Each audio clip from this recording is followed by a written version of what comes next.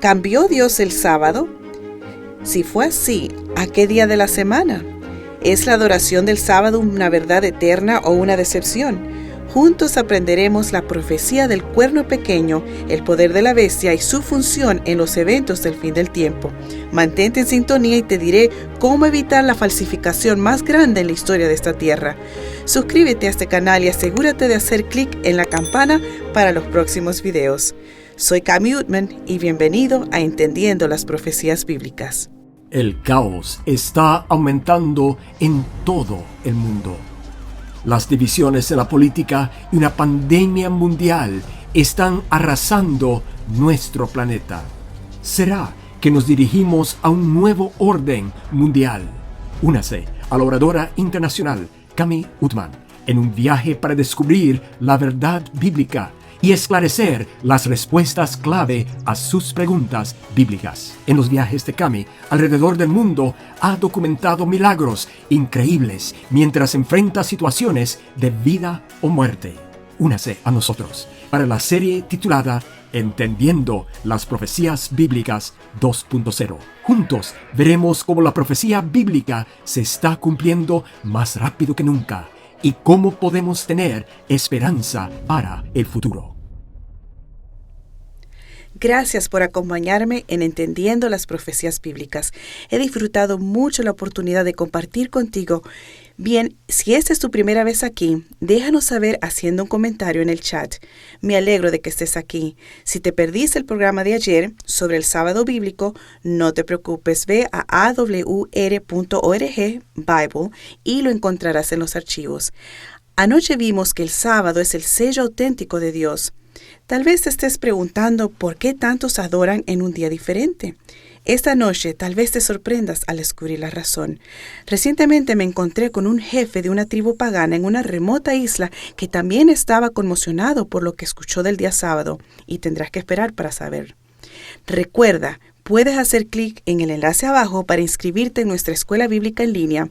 Millones han encontrado que estas lecciones son muy importantes para su crecimiento espiritual y puedes enviar una pregunta a nuestros instructores bíblicos que están deseosos ahora mismo de escuchar tus preguntas y darte respuestas bíblicas. ¿Te gustaría orar por algo con lo que estás luchando? Entonces haz clic abajo para hacer tu pedido de oración. Oremos juntos ahora y luego entremos en el tema la falsificación. Padre Celestial, Señor, por favor, haznos conscientes de los tiempos en que vivimos.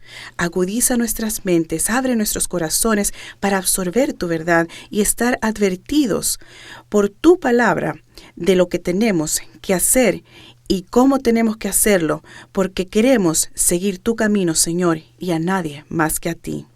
Te amamos en el precioso y poderoso nombre de Jesús. Amén. ¿Te has dado cuenta de que las cosas no siempre son como aparecen? Considera la historia de la araña. Aristóteles clasificó a la araña como un insecto. Los insectos, se sabía, tienen 6 patas. Nadie cuestionó al gran Aristóteles durante 1700 años. Se suponía comúnmente que las arañas eran insectos y por lo tanto tenían 6 patas. Fue Jean Baptiste Lamarck quien presentó la clasificación de la araña como un arácnido con 8 patas. El mero hecho de que se crea algo durante siglos no hace que sea cierto. Puede ser que una tradición como una de estas ideas establecidas de larga data se haya infiltrado en la iglesia cristiana. Es posible que muchos hayan aceptado una falsedad en lugar de la verdad y muy pocas personas hoy lo cuestionen.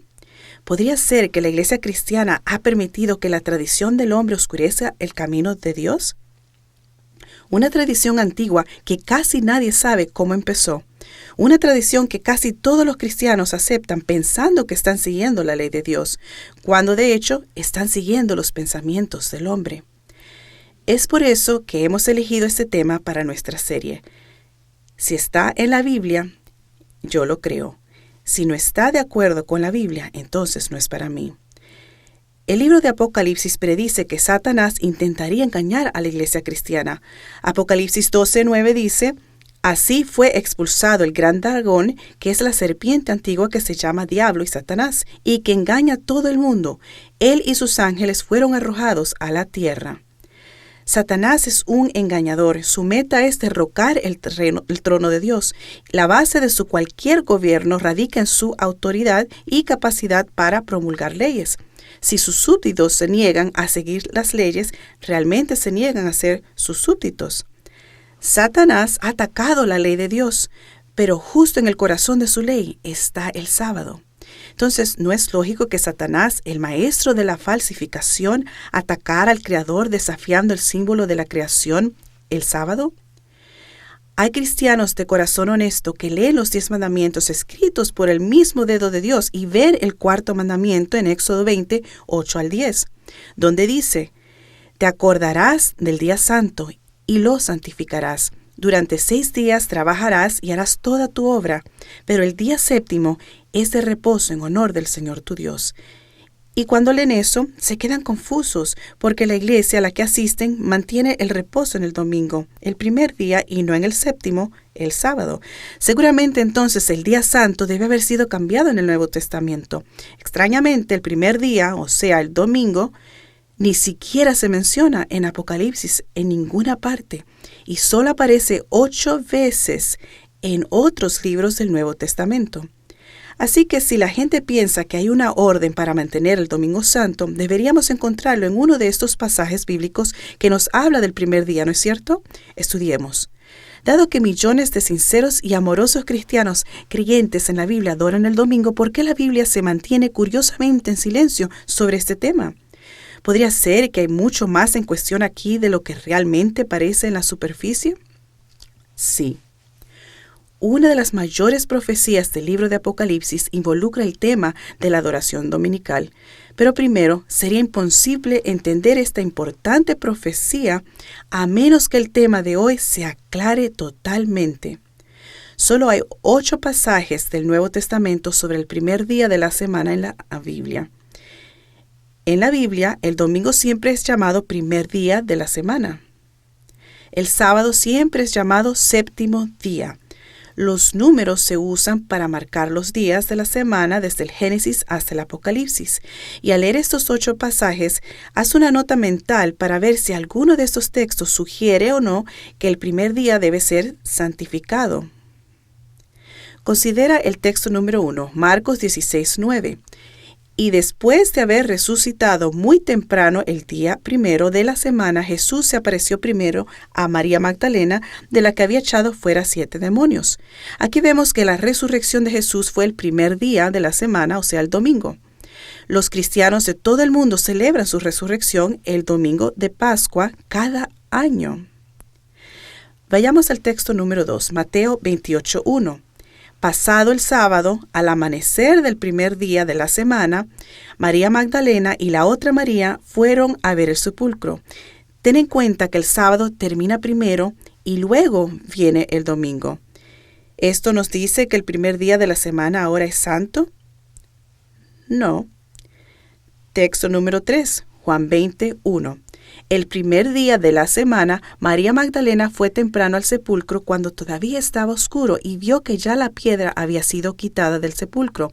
Bueno, paremos para pensar. Hasta ahora, ¿alguno de estos 3 versículos sugiere que el primer día ahora debe ser santo?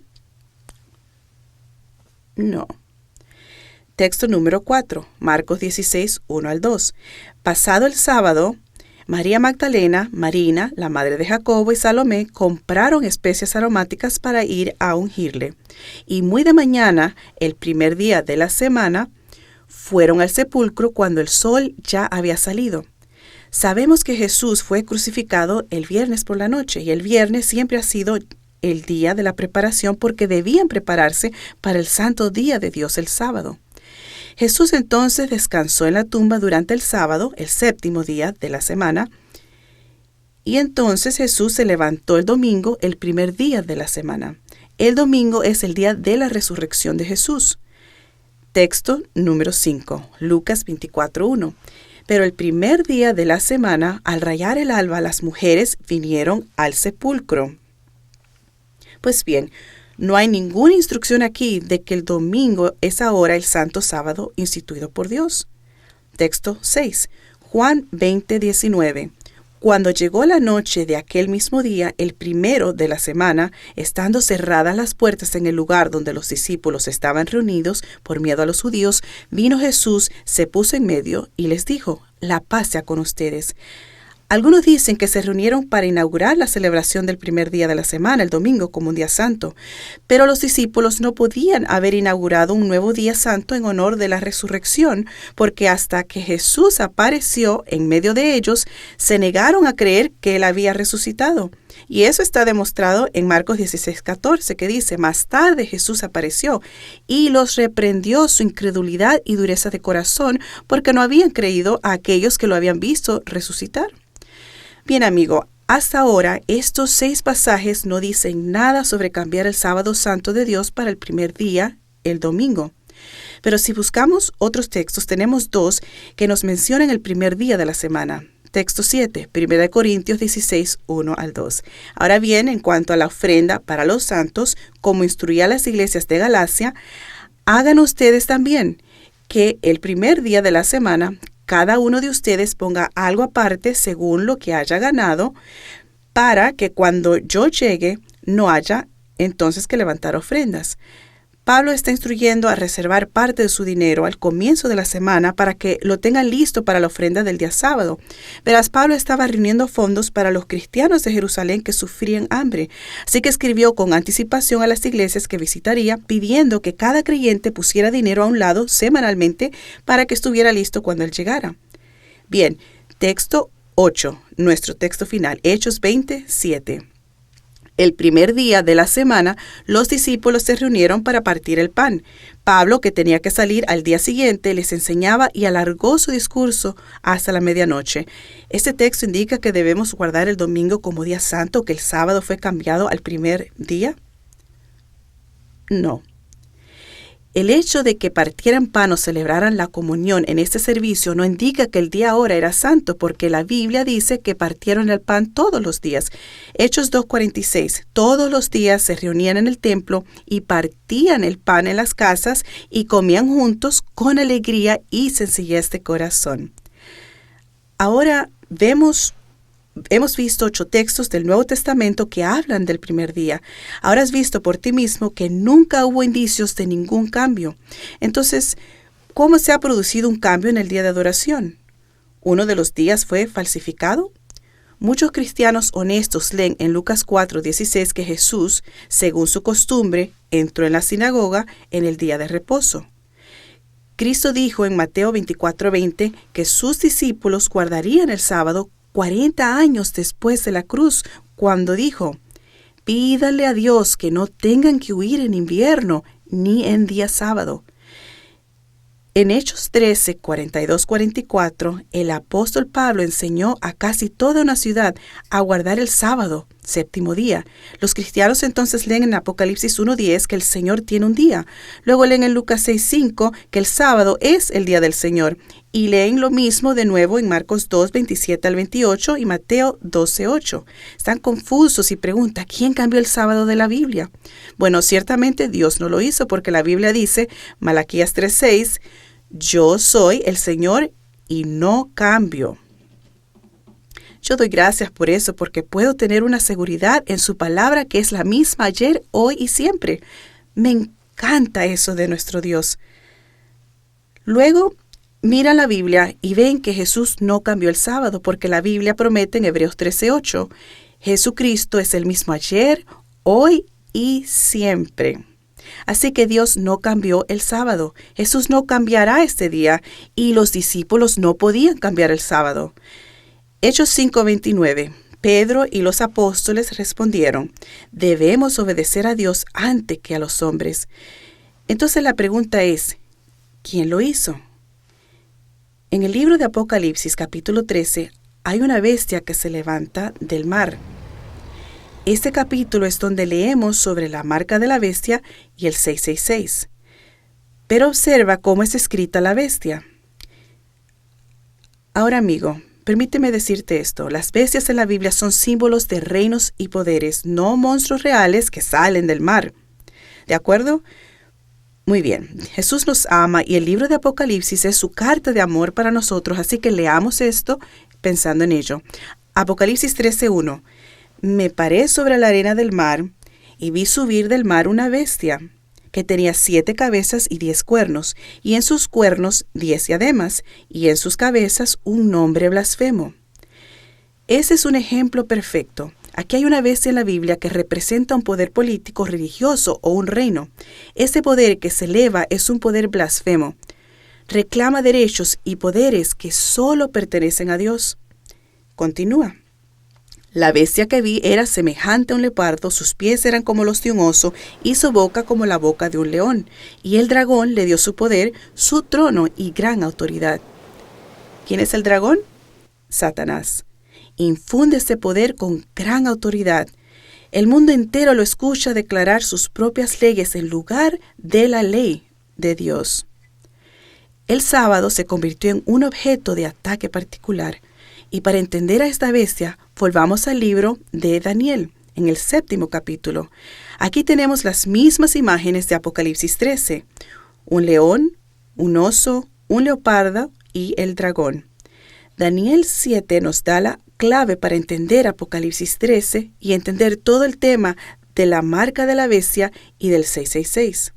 Es maravilloso que Dios haya escrito su palabra para que desde el principio hasta el fin sea consistente y todo esté unido y necesitas cada pedazo de ella.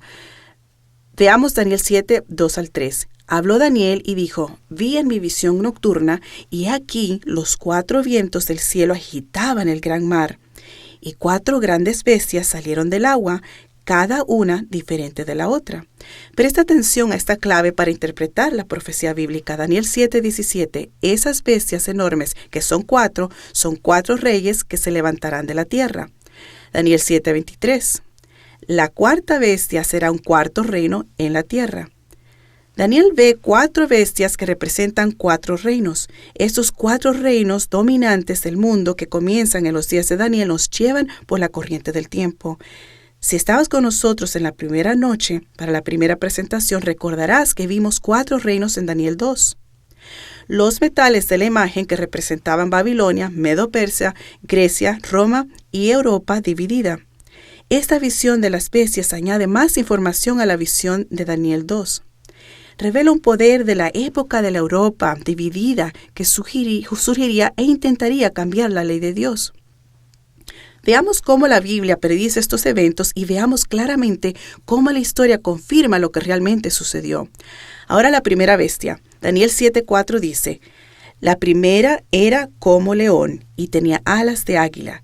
Yo le estuve mirando hasta que sus alas fueron arrancadas y fue levantada del suelo y se puso erguida sobre 2 pies a manera de hombre y le fue dado un corazón de hombre. La primera bestia era como un león con alas de águila. Muy bien. Cuando los arqueólogos estaban cavando en Irak, cerca del sitio de la antigua Babilonia, encontraron inscripciones en las paredes de un león con alas de águila. En el mundo antiguo, la gente sabía que los leones simbolizaban a Babilonia. Entonces otra nación iba a levantarse. Babilonia no gobernaría el mundo para siempre. Daniel 7:5. Y aquí otra segunda bestia semejante a un oso estaba levantada de un costado y en su boca, entre sus dientes, 3 costillas. Y le dijeron así, levántate y devora mucha carne. Los reinos combinados de Medio y Persia derrocaron a Babilonia. El oso de Medo-Persia, con un lado más levantado, representa a los persas derrocando a la primera bestia, Babilonia, y luego dominando a los medos. ¿Qué tiene el oso en la boca? 3 costillas. Verás, cuando Medo-Persia conquistó el mundo, primero conquistó Babilonia, luego fue hacia el norte y conquistó Lidia, luego hacia el sur y conquistó Egipto. Estas 3 naciones, Babilonia, Lidia y Egipto, representan las 3 costillas. ¿Puedes ver cuán exacta es la profecía bíblica? Es increíble. El tercer imperio se levanta en Daniel 7:6. Después de esto seguí mirando y aquí otra bestia, semejante a un leopardo que tenía en su espalda 4 alas de ave. La bestia también tenía 4 cabezas y le fue dado dominio. Grecia se convirtió en la tercera nación que se predijo que se levantaría. Sabemos que Alejandro Magno fue el líder griego más prominente. Tenía poco más de 30 años de edad cuando conquistó todo el mundo entonces conocido. Y tan rápido. ¿Puedes ver por qué Grecia se representa como un leopardo con alas? Pero ¿Qué representan las 4 cabezas? Alejandro Magno murió cuando tenía 33 años. A diferencia de la mayoría de los reinos, el hijo de Alejandro no tomó el trono. En cambio, sus 4 generales dividieron el imperio griego y cada uno tomó una porción para gobernar.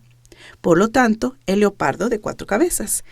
Amigo, es muy importante para ti y para mí conocer el ascenso profético y la caída de estos reinos. Importa porque debemos saber para nuestro futuro que cuando la Biblia advierte que algo va a suceder, podemos creerlo y creemos que sucede exactamente como dice y justo a tiempo. Podemos ciertamente confiar en Dios y su palabra cuando Él nos advierte, no para asustarnos, sino para prepararnos. Sigamos. La Biblia describe un cuarto imperio, Daniel 7:8. Después de esto vi en las visiones de la noche, y aquí la cuarta bestia, espantosa y terrible, extremadamente fuerte. Tenía enormes dientes de hierro, devoraba y desmenuzaba todo, y lo sobrante lo pisoteaba con sus patas. Era muy diferente de todas las bestias que vi antes de ella, y tenía 10 cuernos. Es muy claro que esta cuarta bestia con dientes de hierro representa el reino de hierro de Roma. Este período nos lleva a los tiempos de Cristo, cuando Roma gobernó el mundo. El cristianismo creció en este imperio romano. La Biblia describe claramente el colapso del imperio romano en el simbolismo de los dedos de los pies de la imagen y los cuernos de la cuarta bestia. La imagen de Daniel 2 tenía pies y dedos de hierro y barro representando a Europa. La cuarta bestia aquí tiene 10 cuernos. La historia muestra que Roma se dividió en 10 divisiones principales. Genial. Durante el tiempo que las tribus bárbaras estaban tomando Europa, la apostasía religiosa entró en la iglesia y hubo conflicto por el culto y el día sábado fue cambiado. Daniel 7:8. Mientras yo contemplaba los cuernos, he aquí que otro cuerno, uno pequeño, crecía entre ellos, y delante de él fueron arrancados 3 de los cuernos anteriores. Y aquí que en este cuerno había ojos como ojos de hombre, y una boca que hablaba arrogancias. En Europa, entre estos 10 cuernos, hay otro poder que se eleva, un cuerno pequeño, que es diferente de todos los demás. La Biblia nos da evidencia para identificar claramente este poder. Primero, este pequeño cuerno aparece entre los primeros 10 cuernos. Así que si los 10 cuernos son divisiones de Roma, entonces este pequeño cuerno tiene que aparecer dentro de Europa Occidental.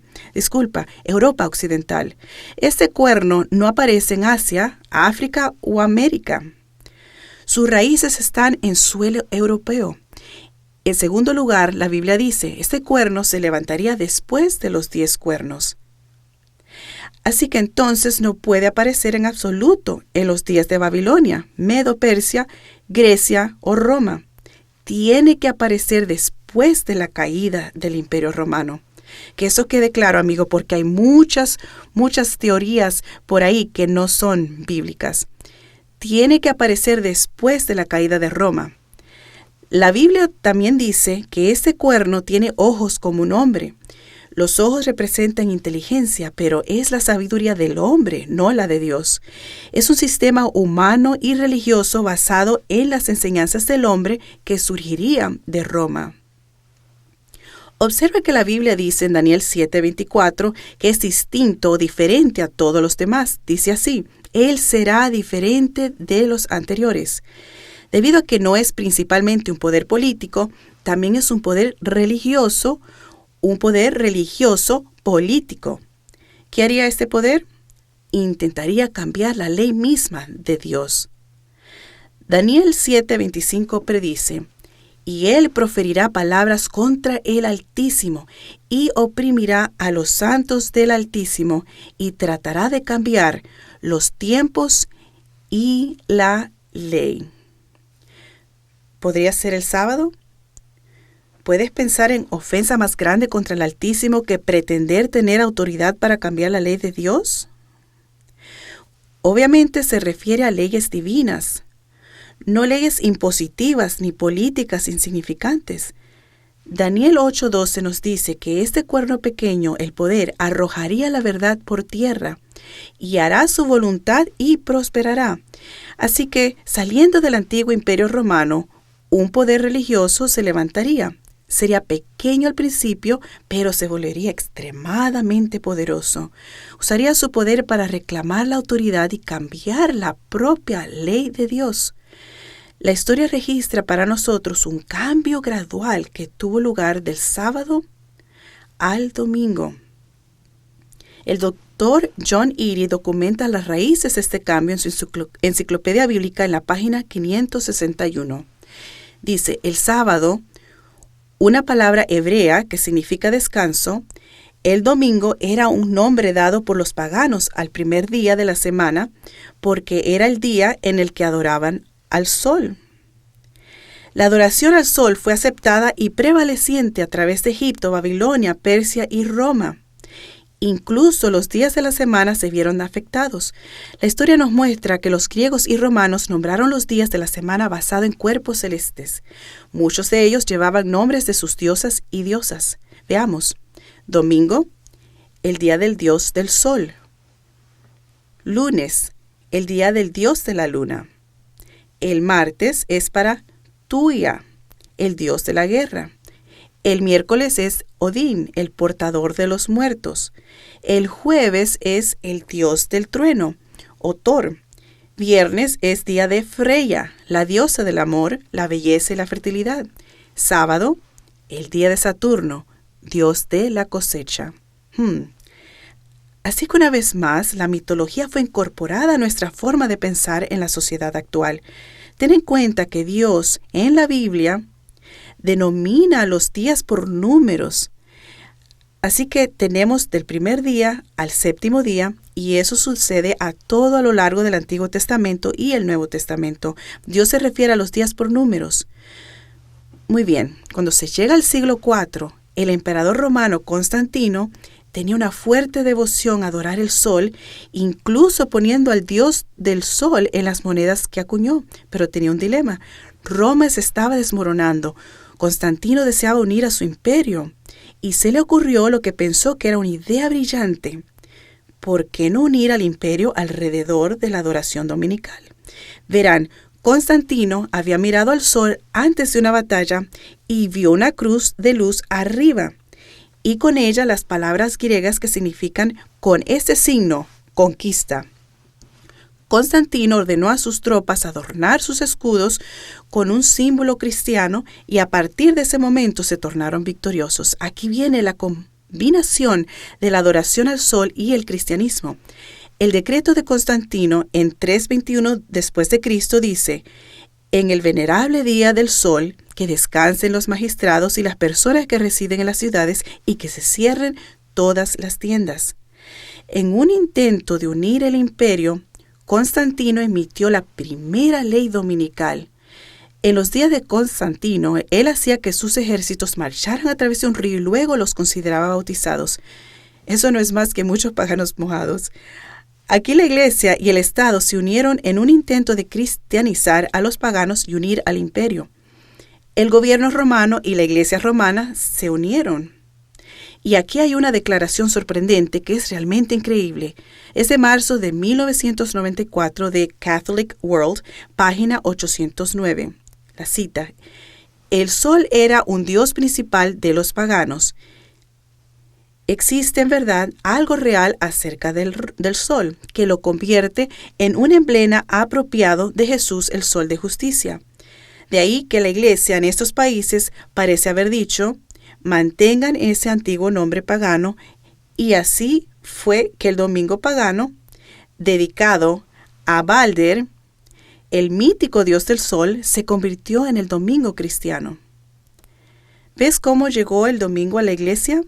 Los cristianos, para escapar la persecución, habían pedido desde hace varios años distinguirse de los judíos. El domingo gradualmente se enfatizó debido a la resurrección de Cristo y gradualmente los líderes de la iglesia, para hacer que los adoradores paganos del sol se sintieran más cómodos, comenzaron a guardar el domingo en lugar del sábado bíblico. Constantino quería unir su imperio y los líderes de la iglesia romana querían convertir a los paganos. Así que el domingo se convirtió en el vehículo para lograr ambos. El sábado bíblico fue cambiado por la Iglesia y el Estado romano. Dios no lo cambió, Jesús no lo cambió, los discípulos no lo cambiaron. Y tendría que convencerme de que más de 20 millones de judíos se despertaron un día y olvidaron qué día de la semana era. Como nación, han estado guardando el día sábado, el sábado como séptimo día, desde antes del Éxodo. El Concilio de la Iglesia Católica de Laodicea registra la primera prohibición de guardar el sábado bíblico. Los obispos católicos romanos se reunieron allí y vean lo que ocurrió en el concilio en el año 325 después de Cristo. Cita: los cristianos no judaizarán, es decir, no guardarán el sábado, ni se mantendrán ociosos el sábado, pero honrarán especialmente el día del Señor, y como cristianos, si es posible, no obrarán en ese día. Si aún así son hallados judaizando, serán excluidos de Cristo. Fin de la cita. Así que aquí hay un concilio de la Iglesia que se une con el gobierno romano bajo Constantino y dice que estamos cambiando la santidad del sábado para el domingo. Esto unirá al imperio y nos distanciará de los judíos. Al hacerlo, sin embargo, estaban inconscientemente cumpliendo la profecía de Daniel en Daniel 7:25 y tratará de cambiar los tiempos y la ley, destacando que un poder terrenal que saldría de Roma intentaría cambiar la ley de Dios. Dios dice: cuidado. Ahora vayamos al Catecismo, una guía instructiva católica romana, y leamos su respuesta sobre el cambio del sábado. Es muy clara, amigo. La pregunta: ¿cuál es el día Shabbat o sábado? Respuesta: el Shabbat es el sábado. Pregunta: ¿por qué celebramos el domingo en lugar del sábado? Respuesta: porque la Iglesia Católica transfirió la solemnidad del sábado al domingo. Ahora, me gustaría hacer una pausa aquí. Es importante para mí personalmente decirles que vamos a tratar temas de mucho peso y voy a estar citando diferentes documentos históricos que no están destinados a acusar a individuos, sino a mostrar el cumplimiento de la profecía. Creo que hay muchos sacerdotes y fieles creyentes en el catolicismo romano que sirven a Dios de la mejor manera posible y son vistos por Dios como sus hijos. La información aquí citada está dirigida solo hacia el sistema católico romano, que tiene una serie de doctrinas que, como veremos, van claramente en contra de la Escritura. Y como buscadores de la verdad, es mi deseo sincero de poner la palabra clara de Dios ante ti para que puedas decidir por ti mismo lo que es verdad y lo que es error. Muy bien. ¿Estás consciente de que la Iglesia Católica modificó los 10 mandamientos de Dios? Vayamos a su propio documento, la Enciclopedia Católica, volumen 4, página 153. Dice, y cito: la Iglesia, después de cambiar el día de descanso del Shabbat judío, del séptimo día de la semana, al primero, hizo que el tercer mandamiento se refiriera al domingo como el día para ser santificado como día del Señor. Fin de la cita. La Enciclopedia Católica afirma que el mandamiento relativo al tiempo había sido cambiado por la Iglesia. Por cierto, algunos tal vez notaste que esta declaración se refiere al tercer mandamiento, pero ya hemos visto en la Biblia con nuestros propios ojos que el sábado es el cuarto mandamiento. El poder romano de la Edad Media también cambió la ley de Dios al quitar el segundo mandamiento, el que prohíbe la adoración a imágenes e idolatría de santos. Ya que ahora solo tenían 9 mandamientos, tenían que volver a tener 10. Entonces tomaron el 10º, no codiciarás, y lo dividieron en 2. Problema resuelto. Esto ilustra la mentalidad de la Iglesia queriendo prevalecer sobre la palabra de Dios. Carl Keaton, uno de los principales eruditos laicos católicos, escribió un libro como un desafío a los protestantes.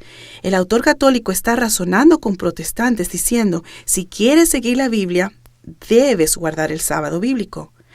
Leamos sus palabras en Catolicismo y Fundamentalismo, en la página 38.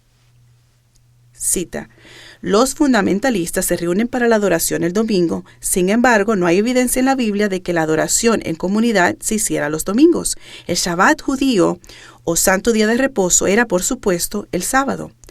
Fue la Iglesia Católica la que decidió que el domingo debería ser el día de adoración para los cristianos en honor a la resurrección. Fin de la cita. En otras palabras, si no quieres seguir la Biblia, dice él, debes regresar a la Iglesia Católica, que libremente reclama la autoridad para cambiar la ley de Dios como le parezca conveniente. Bueno, pero espera un minuto. Dios da claras advertencias sobre interferir con Él o con su palabra. Apocalipsis 22, 18 y 19. Yo le advierto a todo aquel que oiga las palabras proféticas de este libro. Si alguno añade a estas cosas, Dios traerá sobre él las plagas que están escritas en este libro. Y si alguno quita las palabras de este libro profético, Dios le quitará su parte del libro de la vida y de la santa ciudad. Esto es serio, amigo. Entonces, en Mateo 15, 3 al 9, él le respondió diciendo: ¿por qué también ustedes quebrantan el mandamiento de Dios por causa de su tradición? Así habéis invalidado el mandamiento de Dios por causa de su tradición. Hipócritas. Bien profetizó Isaías sobre ustedes diciendo: este pueblo me honra con sus labios, pero su corazón está lejos de mí. Y en vano me rinden culto, enseñando como doctrina los mandamientos de hombres. La santidad dominical vino de la tradición y los mandamientos del hombre. ¿A quién seguirás tú? ¿A Dios o a los hombres? La cuestión es mucho más seria que un simple asunto de cambiar un día por otro. El problema es, ¿qué te guía? ¿La Biblia o la tradición? El problema es, cualquier iglesia humana o líder religioso humano, por cualquier razón o motivo, ¿tiene autoridad para cambiar la ley de Dios que fue escrita con su propio dedo en aquellas tablas de piedra? Se trata de quién tiene autoridad. ¿A quién le demostramos nuestra devoción? La rebelión de Satanás gira en torno a la adoración. Es el tema del bien o del mal y comenzó allá en el Génesis. La historia de Caín y Abel representa dos tipos de personas que recorren dos caminos diferentes en la vida. Uno adoraba la forma que Dios prescribió y otro definitivamente no lo hacía. ¿Cuál fue bendecido y aceptado por Dios? ¿De quién fue la soberbia que lo llevó al asesinato y fue maldecido por Dios? Mientras Caín y Abel fueron criados por los mismos padres, ellos habían mantenido diferentes actitudes acerca de Dios y su autoridad, y ahí es donde sus caminos se separan. Abel vio la misericordia de Dios en la forma en que el Creador proveía para la redención de la raza humana, pero Caín se rebeló contra Dios en su corazón. La distinción puede no haber sido obvia hasta que llegó el momento de llevar sus sacrificios ante Dios. El drama entre Caín y Abel es realmente acerca de la lucha de Caín consigo mismo. Aunque Caín tuvo la oportunidad de cambiar, se aferró cada vez más a su orgullo terco y tropezó y cayó aún más lejos de Dios. El plan de Dios para la salvación no es negociable, es un regalo. El corazón humano, cuando se aferra orgullosamente a sí mismo y a la tradición, tropieza y cae en una pendiente resbaladiza de destrucción. Dios constantemente se acerca a los que se rebelan para darles oportunidad de regresar y arrepentirse. No naces un ganador, ni naces un perdedor. Naces un selector. Escoge hoy mismo a quién servirás. A menudo la estrategia de Satanás es hacer que ignores o desobedezcas tan solo uno de los mandamientos de Dios. Santiago 2, 10 al 12 dice: porque cualquiera que guarda toda la ley, pero tropieza en un punto, se ha hecho culpable de todos. La ley de Dios es como una fortaleza de 10 lados. Solo hay que romper un lado para permitir que el enemigo entre. Dale al diablo 1 centímetro y se convertirá en tu amo. Renunciar al sábado bíblico dado por Dios como un signo de su autoridad como el creador, sí importa, amigo. Y yo elijo seguir lo que Dios le dio a Adán en el jardín del Edén. Elijo seguir los ejemplos del propio Cristo. ¿Y tú? Dios dice que el sábado es una gran señal. Es una señal de nuestra lealtad a Cristo. Es una señal de que creemos que Él creó nuestro mundo.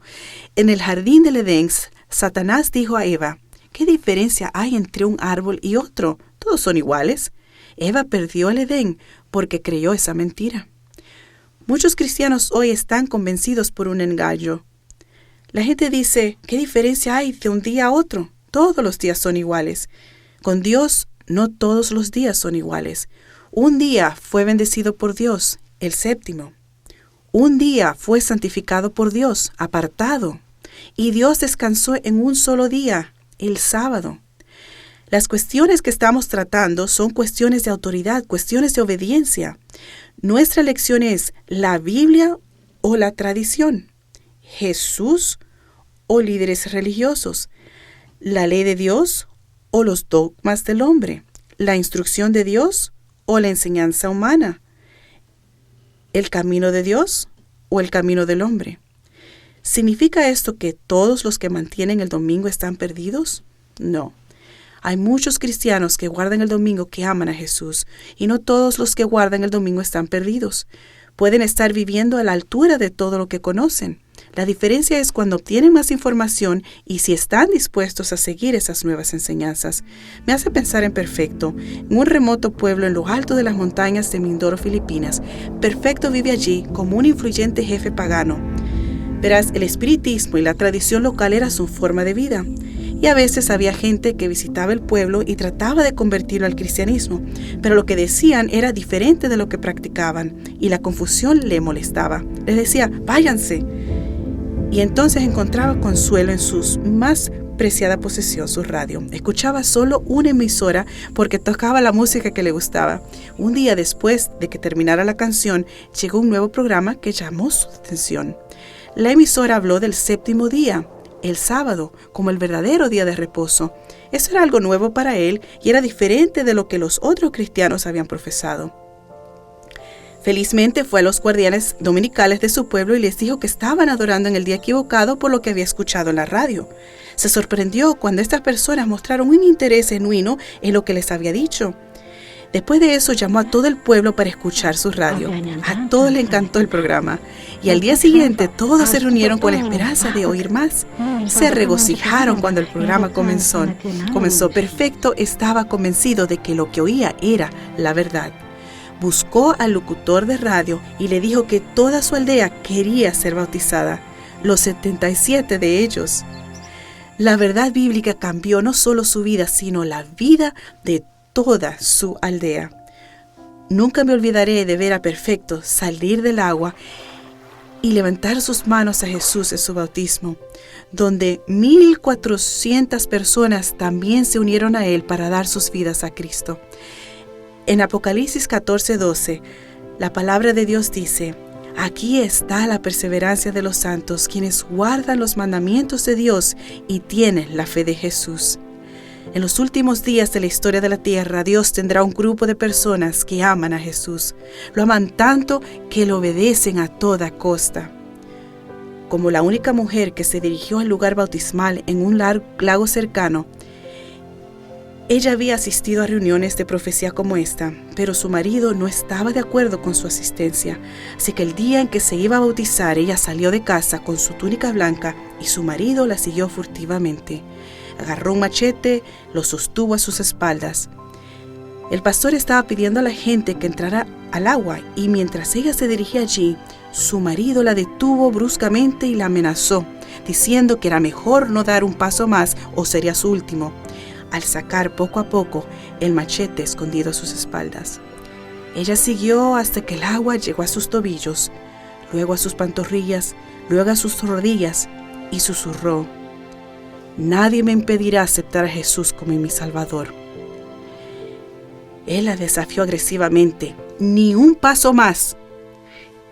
Ella cerró los ojos y avanzó diciendo: me entrego a Jesús. Aprendí la verdad y no volveré atrás.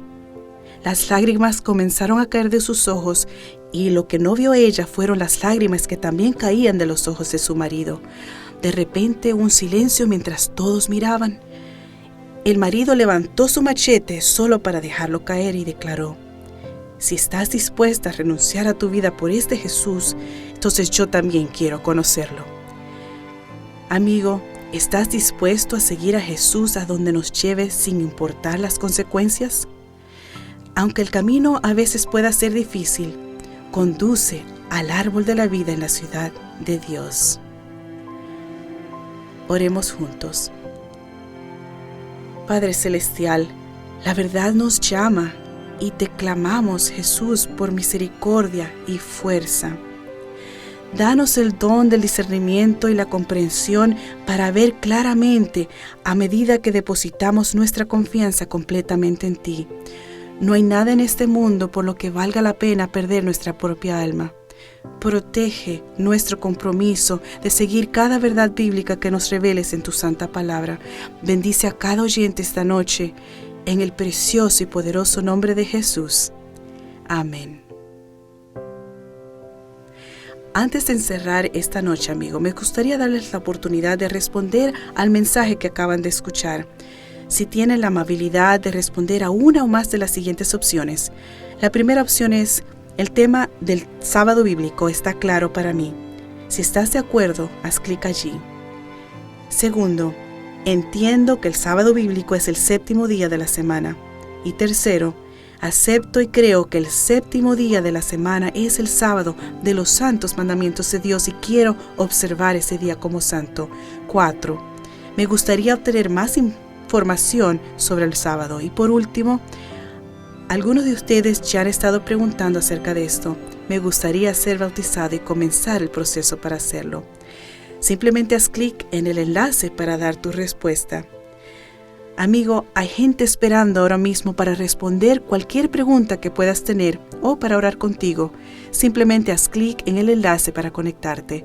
Asegúrate de acompañarme mañana por la noche para este importante tema que no querrás perderte. ¿Qué dice la Biblia que sucede cuando mueres? Es posible que encuentres que es diferente a lo que mucha gente piensa. Dios te bendiga y nos vemos mañana para nuestro tema, la tumba, donde estaremos entendiendo más profecías bíblicas. Elige el camino de Dios. Buenas noches, amigo. Gracias por acompañarnos. Si deseas aprender más sobre las verdades de la Biblia, te invito a suscribirte más abajo. Haz clic aquí para ver uno de mis videos favoritos y haz clic aquí, izquierda superior, para ver la serie completa. Que Dios te bendiga.